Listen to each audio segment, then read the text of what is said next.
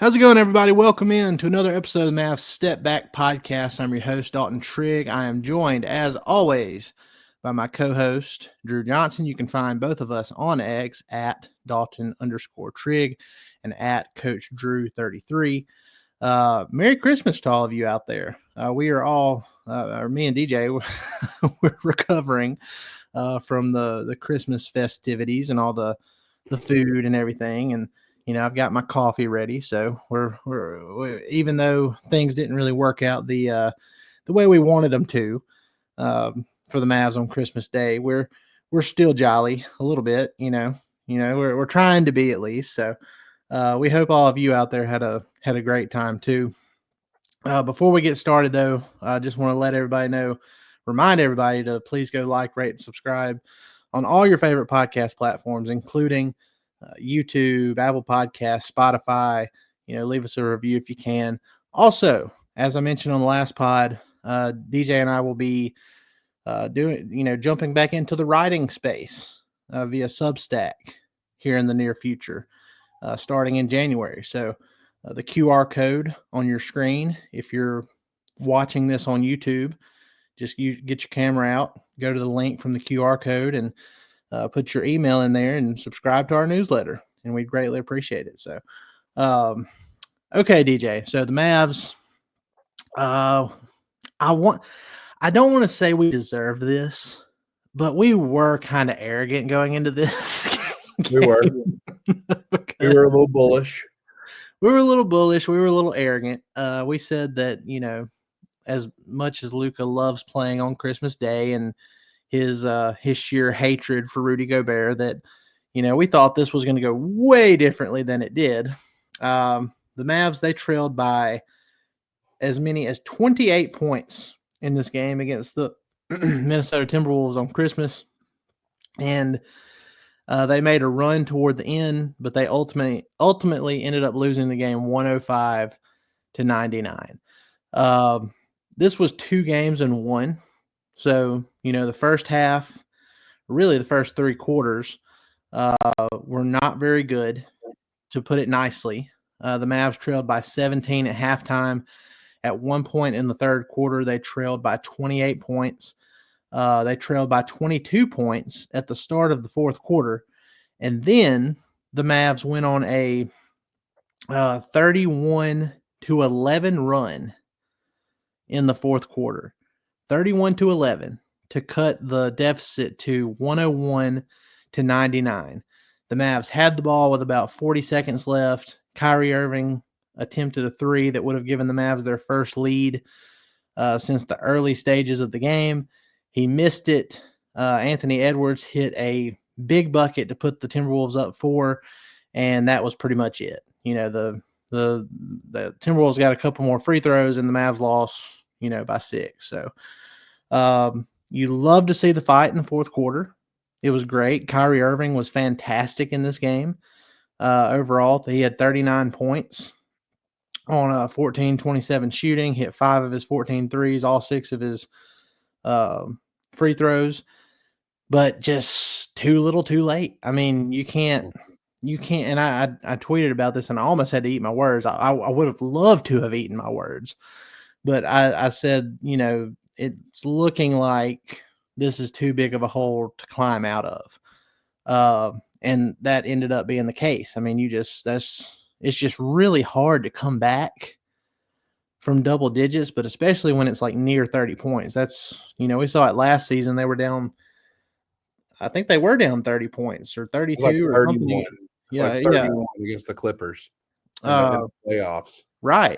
Right. And then even earlier in that season against OKC, the same thing. And they made valiant comebacks, but they came up short and lost by like 4 points, I think.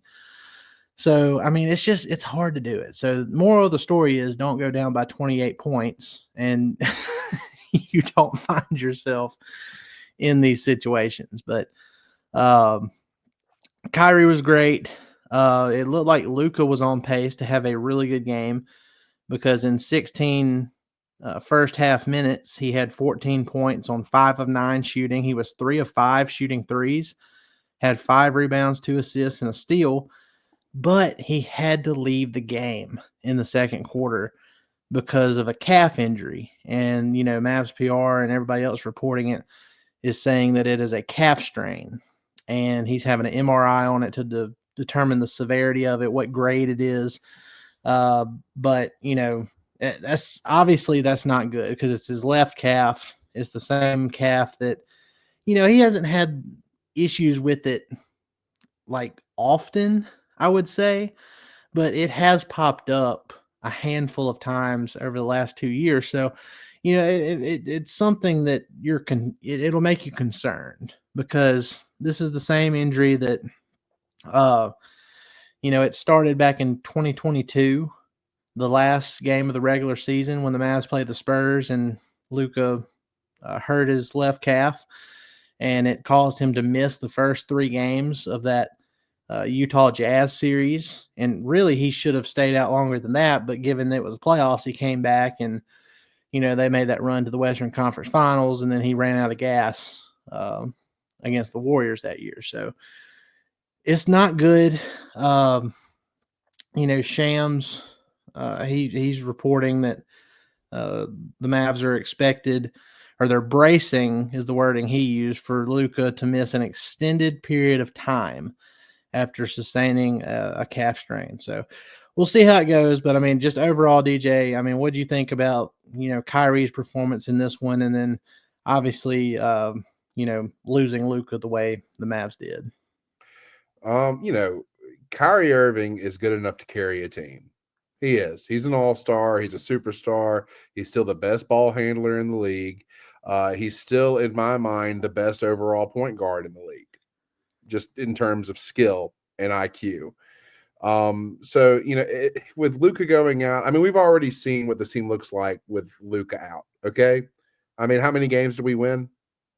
Pretty good amount, right? We've been doing we've won a lot more than we've lost without Luka playing. Yeah, the record they're 6-2 so far without Luka. Exactly. So that there's still no excuse for us not to be competitive. Hell, there's still no excuse for us to not be honestly fairly dominant in a lot of cases. I think that we hit an incredibly bad dry spell in the second quarter, and it just continued. And it spiraled out of control in the third. But there was a period of time in the second quarter where we were stuck on 38 points for what seemed like 8 to 10 minutes. I don't know how much time it actually was, but that's what it seemed like. And whenever you're playing basketball at this level with people that can score like this, you can't afford these droughts. You can't afford this. But and really, this roster, it shouldn't be having these kind of droughts. I really think, and we haven't in the past either. This roster hasn't had those droughts so far this season. In fact, this is the first time I can really remember this year us having something like this occur. This is maybe the second or third time we've actually lost by double digits, or had that. We didn't lose by double digits today, but you know what I'm saying? We haven't faced a deficit like this probably more than 5 times this season, and really probably under that. And for good reason. It's because, we can score with anybody. So what happened was really out of character. And in situations like that, Kidd needs to find a way. And I hate to put this all on Jason Kidd because, players are going to play, but Kidd needs to find a way to draw something up and get us going somehow, get something going to the rim. Because I'll tell you this, usually whenever we are going through these droughts, you know what we're doing? We're settling. We settle a lot. And between that and turnovers, I believe we had 12 turnovers today, which, in the grand scheme of things isn't terrible, but it's still costly. It can't happen. So it's really on the coach in that situation to calm everybody down and to get us an easy look to get us going. Well, look, not even you're 110% correct, but not even just the droughts. At the end of the game, they took that timeout. Mm-hmm. There was about, hold on, I'm right here. I was actually looking at the third quarter play by play, but now I'm in the fourth quarter part. Let's see. The Mavs took a timeout with 48 seconds remaining in the game. And it was 101-99. So they came all the way back from being that, like, in the third quarter, toward the end of the third quarter, they were down like 88-60 with like 2 minutes left. And then they made this valiant comeback. Kyrie couldn't miss. They were down 101-99 with 48 seconds left. They took a timeout. It's like, okay, well, let's think about this here. Kyrie's already had a couple of and one buckets, driving to the basket, getting the bucket and getting fouled. You're only down 2 with 48 seconds left. So even if you, take 20 seconds of the 24-second shot clock, you're going to get the last shot. Mm-hmm. Even if you go for 2.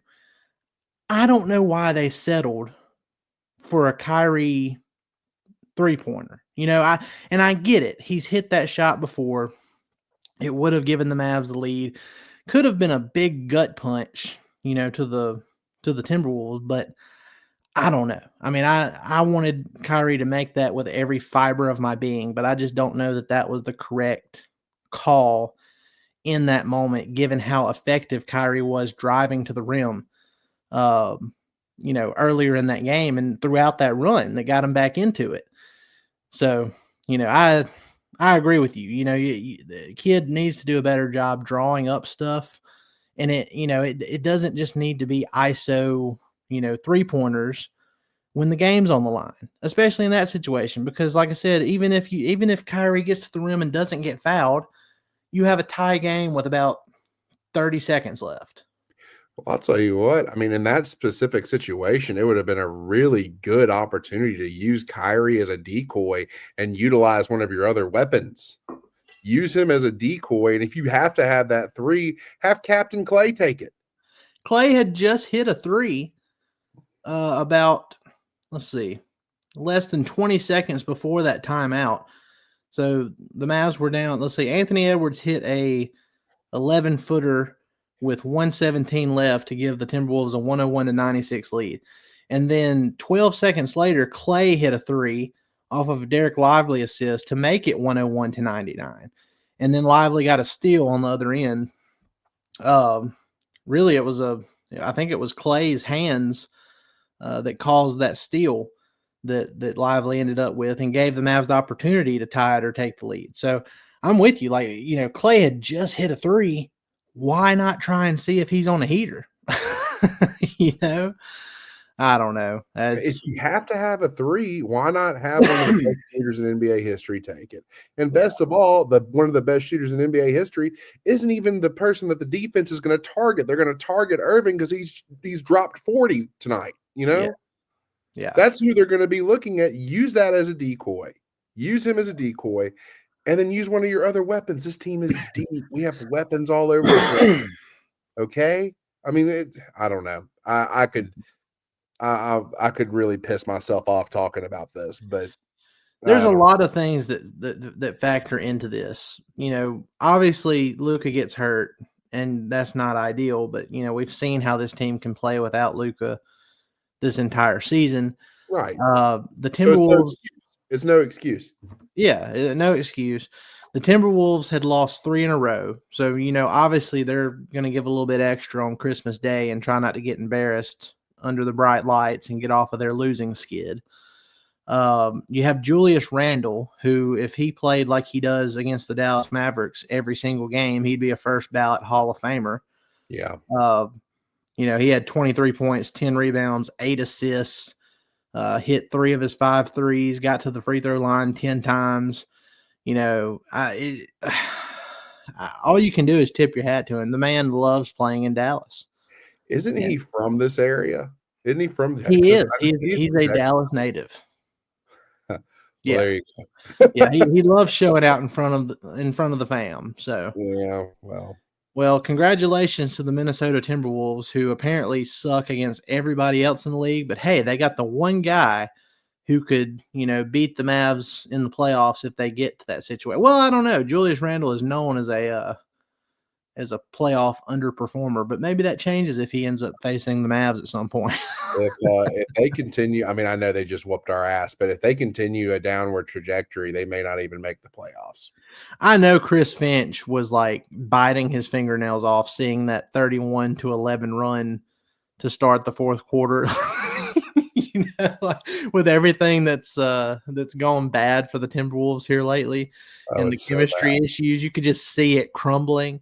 And man, did I want it to continue to crumble, but it just if we had won tonight, I really think that Anthony Edwards would have probably assaulted some people in the locker room. I really do, because that guy's had up until now. I mean, I'm sure he's fine now, but up until now, I mean, that dude has just had it. Yeah, he has not been very happy. No. Meanwhile, Karl Anthony Towns is living it up in New York, and they're one of the best teams in the East, and 10 games over 500 and looking like a real contender. So I don't know. We'll see. I think if Luka doesn't get hurt in this game, the Mavs still end up winning. I hate that it had to be a 28-point deficit in the third quarter before the Mavs woke up and said, we're going to try and do something about it. So it is what it is. Going back to this may be something that we talk about after the break, but going back to the Luka injury, I think that just makes it all the more important to make a worthwhile trade, personally. Right. Because if he's going to miss, extended time, we've got to compensate for that in some way. I mean, I know that we're fine without him, but I still think, just from a roster perspective, we have to compensate for it. And I think that, getting that, suitable backup for, so to speak, I think that becomes all the more important now. Yeah. As long as you don't sacrifice, too much of your depth, because really, I mean, this is what the depth is for. Yeah. It obviously it helps when you're fully healthy and if you're in a playoff situation, because that was one of the main things. It's like, okay, well, if we run into the Boston Celtics again, we need, at least 10 players who are serviceable and interchangeable on defense and, can hit threes and all that stuff. So that was part of it. But another part of it is getting through the regular season when you have injuries like this, because, you had that freak deal with Kyrie last year in Portland where Dwight Powell, of all people, fell on top of Kyrie's foot, and then Kyrie missed like a month. So you just never know what's going to happen. And, the Mavs are much better suited to withstand a lengthy injury to one of their stars, now than they were last year's. But I agree. I mean, obviously a trade would help. Like I said, every single trade deadline since Nico Harrison has been the general manager, he has made a trade. So I'm not going to bet against him. I wouldn't be shocked at all if he makes a trade. But I do think, you need to, it can't be something that affects your depth too much. Right. Maxi Kleba, and then one of your young guys, whether it's Omax or Jaden Hardy. And then if you have to trade a pick, depending on who the player is, that might be okay. But just, I trust him to make the right move, even if it's aggressive and we don't want to get rid of a pick and all that stuff. If it ends up happening, I mean, he has certainly earned the benefit of the doubt. So I'll trust whatever move he makes. That's true, but I still don't think you trade anyone in our top 10. I really don't. I don't think, I know that I had Quentin Grimes in one of my trades, but that was for something very specific. But I don't think that I would trade Grimes. I wouldn't trade Marshall, even though something's going on with between Najee and Kidd. I don't know what that's all about. I don't know if he's like got a nagging injury or maybe he's in the doghouse. I don't know what's going on. Yeah, I don't know if it's, he's not playing as many minutes as we think he should.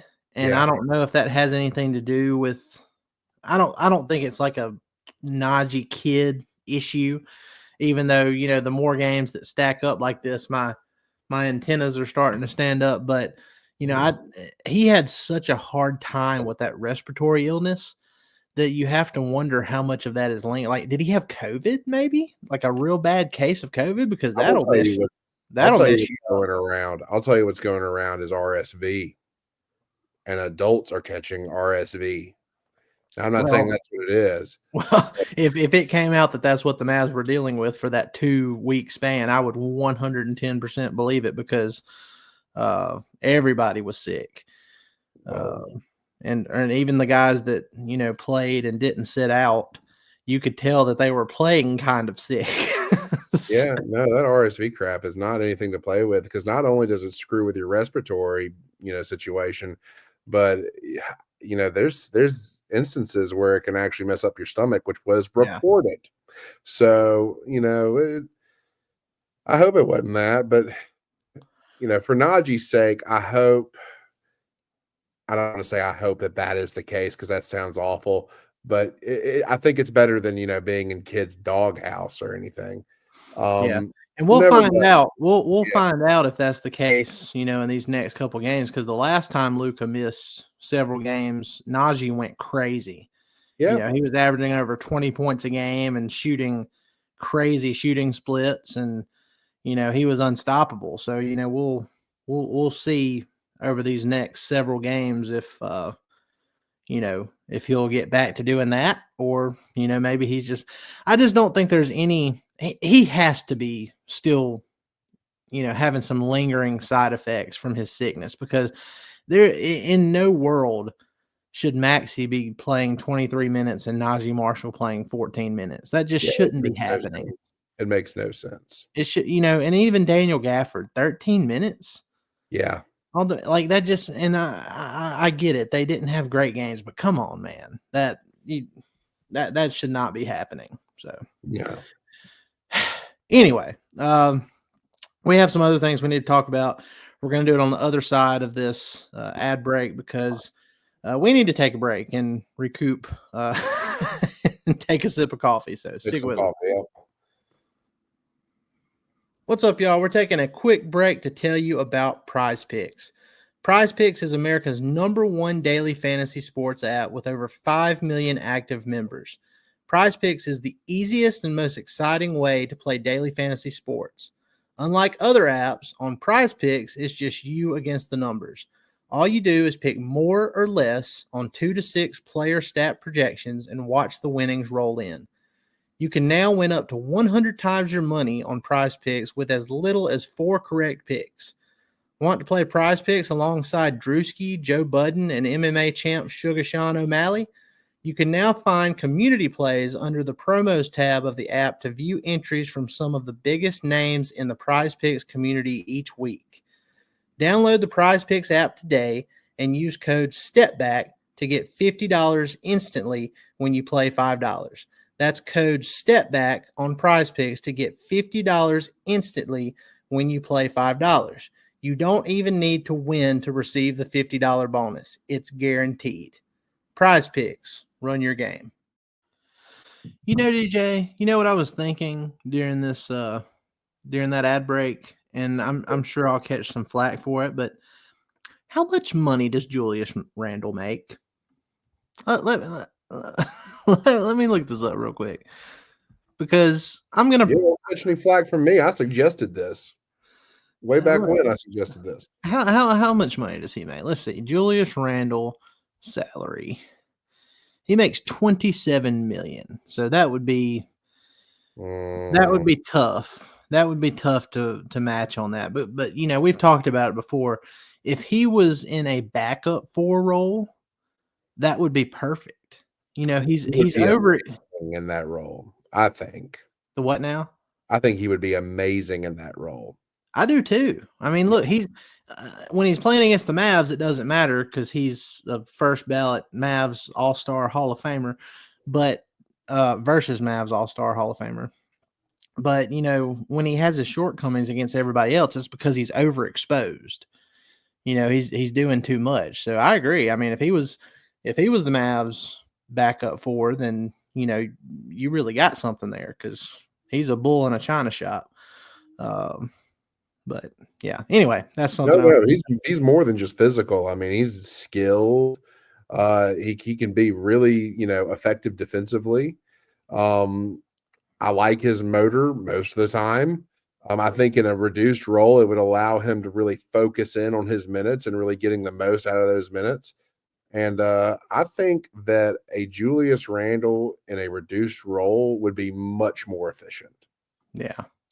I think. Thing is, the reason I was, if it was around 20 million, I could probably throw something together that would work. But for 27 million, then you're talking like Maxey plus Daniel Gafford, and I'm 100% not doing that. So that's not worth it. But he, up until this game, it does seem like he hasn't been very happy since being traded to Minnesota. So it's something I thought about. How many years does he have left on his contract? Let's see. That is a good question. I'm going to continue to look that up as I give this shout out to Klay Thompson, though. So we talked about it. Klay, he hit a big three there in the fourth quarter. He passed Reggie Miller for fifth all time on the all time 3-pointers made list. So shout out to Captain Klay. He, Reggie Miller is one of the reasons he's wearing number 31. As well as Jason Terry. He mentioned that when he signed with the Mavs, he's like, those are two guys that he has, looked up to. And for him to pass one of his childhood idols has to feel pretty special for him. So shout out to him. Obviously, he would have liked for it to come in a win, but, it is what it is. Okay, so Julius Randle, he has a player option for next season for $30 million. So, yeah. Player option, huh? Yeah, player. Oh, and I was actually wrong. I'm on Spot Track now. I went to Google to get that figure earlier, but this season, that's his annual average is 27 per year. The cap hit for this season specifically is 33 million. So that's 100% not going to work. No, it's not doable at all. I'm looking at Spot Track now. So yeah, 33 million this year, 30.9 million next year. So yeah, we're going to scratch that. Forget we even brought that up about Randle. Okay. So the Mavs, they're still comfortably in the fourth spot in the West. They're only a game behind the Grizzlies and a game and a half behind the Houston Rockets for third and second in the West. They have the same amount of losses as the Denver Nuggets, who are right behind them at fifth. But, it doesn't, if the Mavs take care of business the way I expect them to, even with Luka out, I don't see them, falling out of the top five. No. If anything, I could see if they play the way they've played without Luka so far this season, I could see them making up some ground. So, the West is crazy. The Rockets have had a very easy schedule so far this season. They have one of the hardest schedules remaining. So things could turn. We'll see how it goes. I'm looking at the Mavs schedule here after this Christmas Day game. Now they're going on a 4-game road trip, and 5 of their next 6 games are on the road. But next they'll play at Phoenix. Phoenix has not looked great lately. They're currently trying to get rid of Yusuf Nurkic. And they're also trying to get rid of Bradley Beal, apparently trying to get Jimmy Butler. But like I was telling you before we jumped on here, Miami Heat fans would be on Pat Riley's front porch with pitchforks if they did that trade. They're in no universe should Miami be trading Jimmy Butler to Phoenix for essentially Bradley Beal straight up.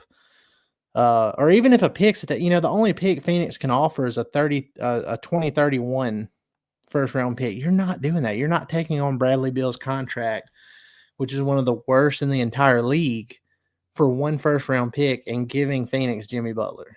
It's not going to happen. If any West team is going to get Jimmy Butler before the trade deadline, it might be the Warriors, just because they have more to offer in young players with potential, like Kuminga, for example. So, that's what I'd look at. But who I think wants out of Golden State. I saw a quote the other day from Kuminga. I know we're just jumping around, but I saw a quote the other day from Kuminga and he said, if If other players had to deal with what I've had to deal with essentially while playing here, they would have quit basketball. That's crazy. What? That is a crazy He's statement. out of there. Yeah, he's a goner. He's gone. And look, I follow some Warriors people, like media people, and so I keep up with a little bit. They're all frustrated, because it's like instead of picking a route, like the dynasty days are over. Mhm, You let Clay go for essentially nothing. mhm. So why didn't you just try and get what you could for your other stars and, go all in on the young players? Or if you were going to go all in on Steph's final hurrah, then, why didn't you trade the young guys and bring in a proven, veteran before the season started? And maybe they'll do that now with a guy like Jimmy Butler, but, I don't know. It's Does he help him that much though? I I don't think don't he think does. so. No, I think the writing is very much on the wall for the Warriors. It's over. It's No, if you're Joker. the Warriors, you need to freaking scrap and rebuild because that's, if I'm Golden State, I would hate to lose Steph. I would, but Imagine what they could get for him right now. it- everything, the world, they could He's get yeah. everything. They could get all the picks. They ought to just trade him. Oh God, who has the most picks right now? OKC. Trade him there. Trade him there, and then just Please take don't. all the picks. Yeah, actually, don't. That would piss me off. Please don't. Don't do that. OKC doesn't need any more help. But if I were the Warriors, that's exactly what I would do. I would just get all the picks and just invest in the future and invest in Jonathan Kuminga, who I think is worth investing in. Yeah. I think he has got tremendous potential. I think he's got tremendous upside. So, but they're not going to do that. They're going to go the Steph last hurrah route, and it's just going to be a really underwhelming spectacle for everybody. And then they're going to lose their young players, and then Steph's going to retire, and then the Warriors are just going to go back to being wonderfully mediocre for a while. Yeah. I mean, I agree. I think now I do think that Kuminga needs to, kind of get his head in the game a little bit more. Because I think he does tend to be a little selfish. Well, But he was also so let's understand the psychology of Kuminga. Jonathan Kuminga was the number one player in his class coming out of high school. He literally has had the red carpet rolled out for him everywhere he went. Everywhere. Then you get to Golden State and you're nobody. In fact, you're on the bench. You're not even one of your key bench players. You're just on the bench. Imagine the psychological shock that is. Now, he needs to be a little bit tough mentally, but we're also talking about a 19-year-old kid here. yeah, kick to the ego. How many The 19-year-old kids egos. are going to take that kick to the ego Yeah. and take it correctly?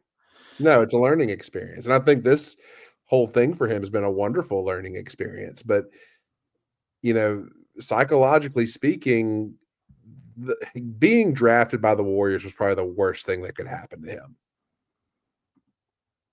You really have to wonder what his career trajectory would look like if he went to, the Charlotte Hornets or something where he was getting, X amount of shots per game playing, 30 plus minutes a game. Yeah. Yeah. I mean, it's obviously not the same situation because Kuminga was such a higher prospect. But you look, it's like what we talked about with Omax Prosper. Mm-hmm. If he was on a team like the Brooklyn Nets, for example, where he could play, near 30 minutes per game for the last 2 years, last year and this year, maybe he's closer to being a full-time rotation player because he's gotten that experience. That's how Dorian Finney-Smith, made his way into it because the Mavs were horrible at the time. They signed Dorian, so he was kind of forced into a situation where he had to play a lot. And that's the only way you can truly get better in this league is, by getting real meaningful reps, not just garbage time and, sitting on the bench. I mean, G League, it's, you can find out some stuff from G League play, but G League play is glorified summer league ball. So, It is. So I mean, you can. I'm not saying you can't improve in the G League and show what you're capable of, but you're really just not going to take any meaningful strides unless you get those in-game real NBA minutes. So, but yeah, I mean, we'll see what happens with all that trade madness over the next 2 months. But as of right now, the Mavs are going to start that 4-game trip. They start at Phoenix, then they go to Portland, then they go to Sacramento, and then they go to Houston, which is a little bit closer to home, and then they come back for one home game against the Cleveland Cavaliers. I'll be in the building for that one. I'm going to take a little post New Year's Dallas trip, and then they'll head over to Memphis after that Cleveland game. So one home game in 6 games. But the Mavs, they've shown the ability to win on the road. And, I think, all of these games are winnable, except, we'll see. The Cavs game is going to be a tall task, and that Memphis game might be too. But, yeah, I think Phoenix, Portland, Sacramento, and look, Houston is tough. They're a tough team. But again, I think they've had a pretty soft schedule up to this point. And I think that's one of those teams, and I'm going to sound crazy for saying this, but I think that's one of those teams that the Mavs will match up better against and have more success offensively against with Luka not there. I know that sounds insane, but the whole defensive focus every time the Mavs play the Rockets is solely on Luka. Mm-hmm. And they make their rotations and switches off the screens and everything based on that. And then when Luka's not there, everybody else is doing just a little bit more, and everybody's live, active, like Ty Lue said after the Mavs beat the Clippers the other day. So, I think all 4 of these games are very winnable. You have 3 straight games now against teams that are, they've been struggling. Phoenix, Portland, Sacramento, all 3 of those teams have been not great. They have underperformed. So we'll see. Mavs 6-2 without Luka. They have a chance to build on that. And then sometime either tomorrow or it may end up being Friday before the Phoenix game, we should know more about Luka and the severity of that injury. So DJ, I was looking at this because, after the 5-7 start, it didn't seem like things were going the Mavs' way. They did turn it around. They've kind of cooled off from that really hot stretch that they had, but they're 19-11. They're 8 games over 500. And I wanted to go back and look to last season and, see how things started. And they didn't start out with a 5-7 record, obviously, but let's see. They, at the start of December, they lost a couple games to Memphis and OKC, and they were 11-8. And then by the time the Christmas game came around, they beat Phoenix on Christmas. They were 18-12. So essentially, you're in the same spot as you were last season. It's so funny when I go back and look at all this, how, Jason Kidd's trends in the regular season are usually right there together. And Kyrie always talks about not, you want to peak at the right time. You don't want to just, have everything given to you at the very beginning and then something happens toward the end of the season. So my hope is that all this adversity, with the injuries and the sickness and the, getting the new guys acclimated to the new system at the beginning of the year, all this adversity that the Mavs are going through now, I hope it galvanizes them. I hope it makes them more playoff ready than ever before by the time the postseason rolls around. And I think they have enough in the tank. They have enough on their roster to where they can withstand however long Luke is going to be out. And I hope they win enough games and just kind of, get it to where you're comfortably in. Even if you don't get home court, just stay in that top 5 and, make sure that you're healthy at the end of the season when you go into the playoffs. And then obviously, like you said, we got to see what happens at the trade deadline, because I think, I would not be shocked if Nico makes a move. I fully expect him to. So I'm cautiously optimistic for this next stretch of games for the Mavs. But what are you thinking, looking at the schedule going forward? No, I mean, there's no reason not to be optimistic. It's like we said earlier, we've played well without Luka in the lineup. Even if Luka misses until March, or God forbid, even April, there's still a good chance that we're sitting pretty, top 5 in the West, I think. And if we are at that, echelon, I think that that's fine, especially if we get Luka back before the playoffs. My only concern is if we get him back too late, they're going to have to do that whole regelling thing again. And that could take – I don't want to be gelling in the playoffs, if that makes sense. Yeah. So I would like for Luka to come back. I'd like Luka to come back as soon as possible. But I would, if he does have to miss extended time, February, March would be perfect, I think. What was really frustrating about this Christmas game, there was several things frustrating about it, but one of the real frustrating things is that and the Mavs still might have lost the game even if Luka hadn't gotten hurt, but the starting lineup that was undefeated, the Luka, Kyrie, Clay, PJ, and Derek Lively, they were 6-0 heading into this game. Well, now they're 6-1 technically because Luka played. He left in the second quarter and never came back. So lame. Because it shouldn't count. I mean, it's gonna count. I know, but it shouldn't count because he went out hurt. I mean, put an asterisk by it. It's bullshit. Put an asterisk by it. I'm not buying it. And I mean, look, as great as the Mavs big man tandem of Lively and Gafford are, you could just tell they just weren't all there today. The Minnesota's front court had their way pretty much. The rebounding deficit, or the disparity, I guess I should say, wasn't that great. Let's see. It wasn't a blowout. I think the Mavs made up some ground, especially with how 46. So I mean, it wasn't that, but I'd like to see what it was before that 31-11 run in the fourth quarter, because it felt like, the Mavs just could not secure the boards. And, you look at what the Mavs bigs did versus what Minnesota's bigs did. Derek Lively, he had 6 points, 10 rebounds, 3 assists in 30 minutes, which is not bad. And he had 2 blocks and a steal too. He was a +6, but he was 3 of 7. There were a couple times where he had some, what I thought were some easy lob attempts that he just wasn't able to secure it. Or instead of just going all the way up with it, I think there was one time where he came down with it and it didn't work out the way he thought it would.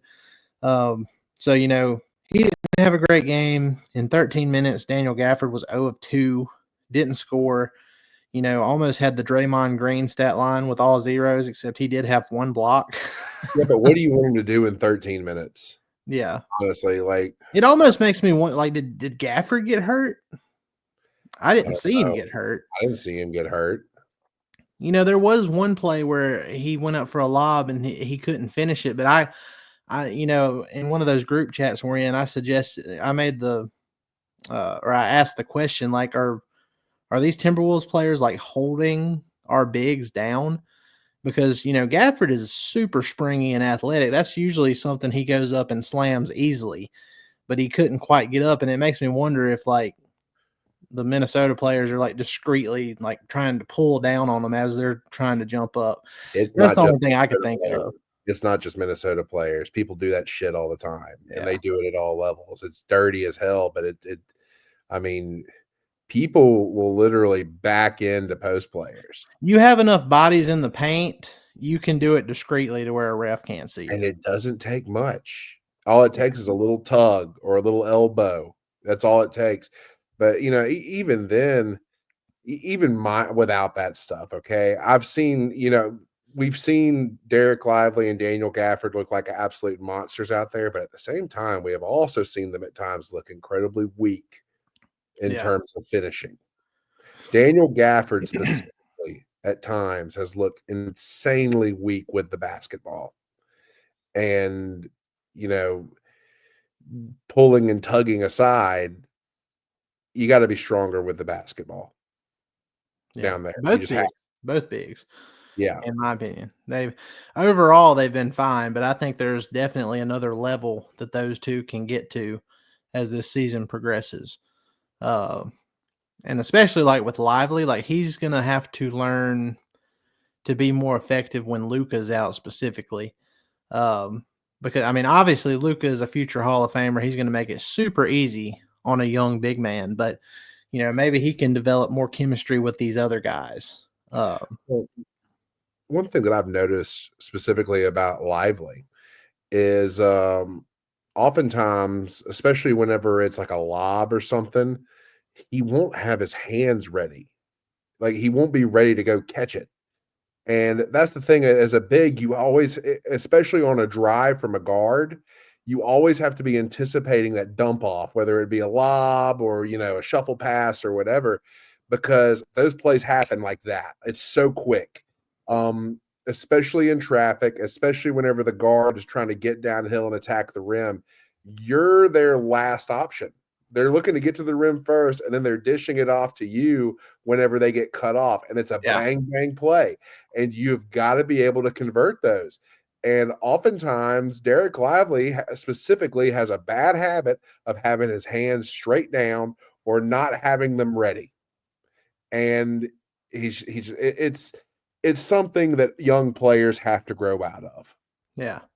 I don't want to say he's having a sophomore slump because that would No. be too harsh because he's still been, pretty dang good Yeah. overall, but I'll say he hasn't been quite as effective as he was last year when it was kind of like the element of surprise, like, oh, look, the Mavs finally have a have a really good young big guy.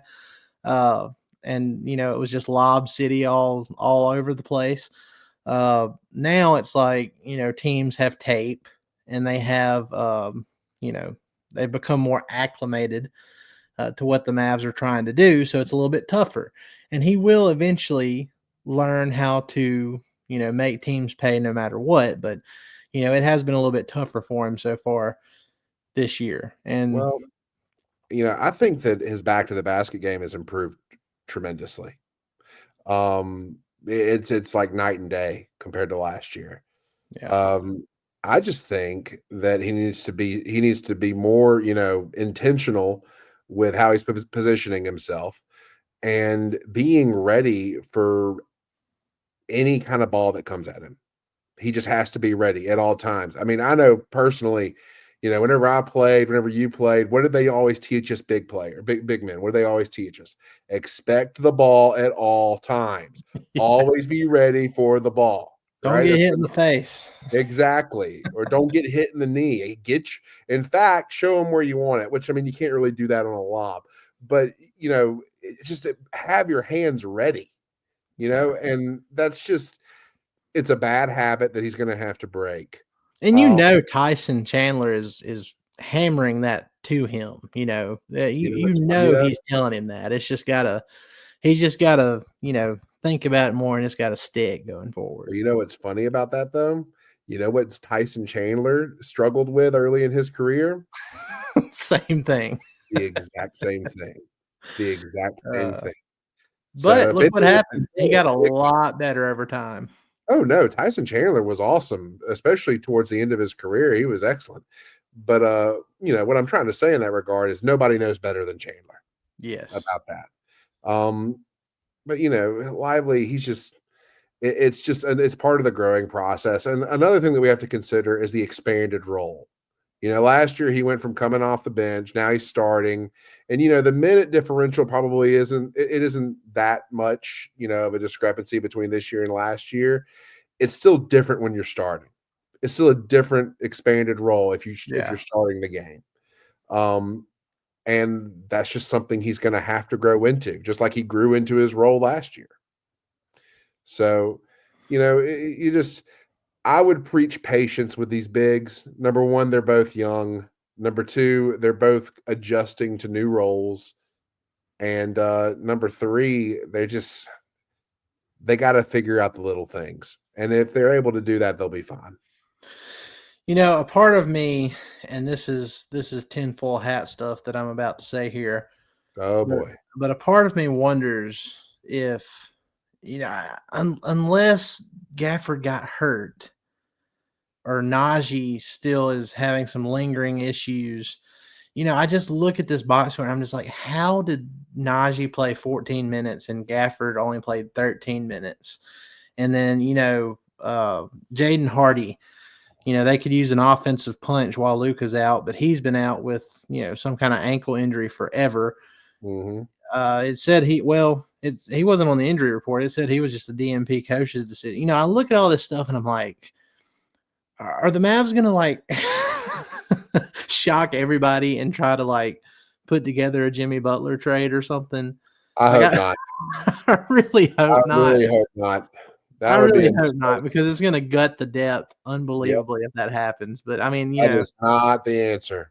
When I see stuff like, guys that should be playing more and they're not playing as much, it's like, are they trying to just, are they trying to keep guys from getting hurt? That'd be a huge mistake. He doesn't add enough to justify that, in my opinion. He just doesn't. I'm not trying to be disrespectful. I think Jimmy Butler is, a fine player, but he doesn't add enough to justify gutting our depth, and he's not going to push us over the hump against Boston. I'll tell you that right now. He's not. Yeah. He's not that type of player. I tell you what, if the Mavs were ever going to trade Maxi Kleber, they should trade him after this game, because he had a whopping 5 points, 2 rebounds, 1 assist in 23 minutes. He was a +10 off the bench. Oh man. And he went 1 of 1 from 3. And DJ, I have never seen a 3 go in the same way this one did. How you see wedgies every now and then? This was like a wedgie that didn't quite stick, and it gave like a little poof, like a fart bounce off the rim and still went in. It's like a knuckleball. It was like a knuckleball. It was unbelievably awkward, but it went in, and I was like, of course Maxi would make a 3 like that. What has happened to his jump shot? The guy used to be able to shoot the ball. Injuries. And I think it's, he had a back injury, and I forgot what else he had. I think the back injury was what kind of I think he had a back injury, right? The main one I remember is the toe injury, and that's just because of all those dead feet pics you sent in the group chat. Yeah, and then he had like a lower back injury at one time. I don't know. He's had a lot of stuff that's taken its toll on him. But anyway, he's showing that he is a serviceable live body to throw out there for 20 minutes a game. So do it, Nico. Now's your time. Now's the time to make a move and, trade Maxi and Jaden Hardy and maybe a pick and get Herb Jones in here. So, dude, I wish. it's not going to happen, but that would be incredible. That's one of those stare off into the sunset ideas. Oh God, if only. Or bring in Cam Johnson or Dorian Finney-Smith or something like that. But not for too much. Yeah. But all right, y'all. That's going to do it for another episode. We're tired. We've made it through the holiday season so far. New Year's is up next, which won't be as hectic. But we made it. We're going to try and not eat as much these next several days and detox a little bit, and hopefully the Mavs get back on track and get a win on Friday in Phoenix, and they'll try to improve to 7-2 without Luka. So we'll see how it goes. Guys, be sure to like, rate, and subscribe on all your favorite podcast platforms. Hit that subscribe button on YouTube, Spotify, Apple Podcasts. Leave us a review. It really helps us out. And again, if you want to go ahead and sign up, we're going to start our Mavs Step Back newsletter via Substack. You can sign up for free with your email. Everything we write will be sent directly to your inbox. Here's the QR code if you would like to scan that for an easy setup. Put your email in there, and you will be on the list for when we start sending out our first written pieces. Guys, we appreciate it. Hope you had a great Christmas holiday. Hope you have a great New Year's. And we will see you Friday night after the Mavs take on the Phoenix Suns. You'll have a good one. Thanks, guys.